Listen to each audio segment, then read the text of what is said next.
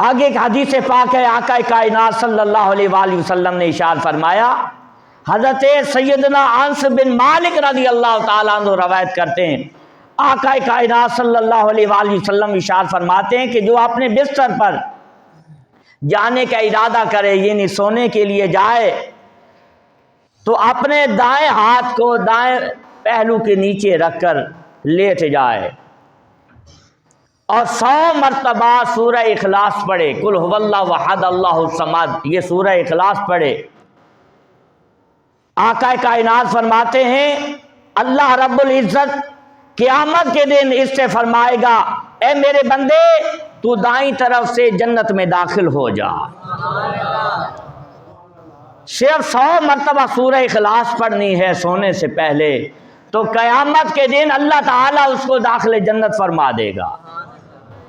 اب دیکھیں آقا کائنات صلی اللہ علیہ وآلہ وسلم کی کتنی عنایات ہیں ہم پر، آپ کی کتنی مہربانیاں ہیں ہم پر، مگر ہم نے خود وہاں سے روح گردانی کر دی ہے۔ حضرت سیدنا ابو ہریرہ رضی اللہ تعالی عنہ فرماتے ہیں کہ جس نے سورہ دخان اور سورہ مومنون، سورہ دخان پوری پڑھنی ہے اور سورہ مومنون مومن کی ابتدائی 3 آیات پڑھنی ہے اور آیت الکرسی 7 پڑھنی ہے، یہ شام کے وقت۔ جو آدمی شام کو سورہ دخان ایک دفعہ، یہ 25 سپارے میں، اور سورہ مومن یہ 24 سپارے میں ہے، سورہ دخان پوری پڑھنی ہے اور سورہ مومن کی پہلی 3 آیتیں پڑھنی ہیں اور اس کے ساتھ آیت الکرسی پڑھنی ہے۔ آقا کائنات نے فرمایا جس نے شام کو یہ پڑھا، صبح تک ہر قسم کی آفات و بلیات سے وہ محفوظ رہے گا، اس پر کوئی جادو نہیں ہوگا، کوئی مصیبت نہیں آئے گی، کوئی پریشانی نہیں آئے گی۔ اور جس نے یہ صبح کے وقت پڑھ لیا، شام تک وہ ہر قسم کی مصیبت سے محفوظ رہے گا۔ حضور اکرم صلی اللہ علیہ وآلہ وسلم نے ارشاد فرمایا جس نے صبح کے وقت 3 مرتبہ اعوذ باللہ السمیع العلیم من الشیطان الرجیم پڑھا اور اس کے ساتھ سورہ حشر کی آخری 3 آیتیں پڑھیں، سورہ حشر کی آخری 3 آیتیں، اللہ تعالی 70,000 فرشتے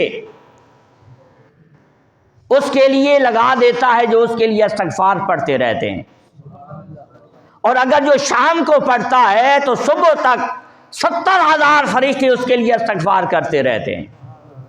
مگر پڑھنا ہے اعوذ باللہ السمیع العلیم من الشیطان الرجیم 1 مرتبہ، یہ 3 مرتبہ، اور اس کے ساتھ سورہ حشر کی آخری 3 آیتیں پڑھنی ہیں۔ جو یہ پڑھ لے گا 70,000 فرشتے، شام کو پڑھے گا تو صبح تک اس کے لیے استغفار کرتے رہیں گے، صبح کو پڑھے گا شام تک استغفار کرتے رہیں گے۔ تو بتائیں جس خوش نصیب کے لیے اللہ کے فرشتے دعائیں کر رہے ہوں، بتائیں اس کا کوئی نقصان ہوگا؟ ارے اس کو کوئی لاس ہوگا؟ ارے اس کی رزق کی تنگی آئے گی؟ ارے اس کی اولاد اس کی نافرمان ہوگی؟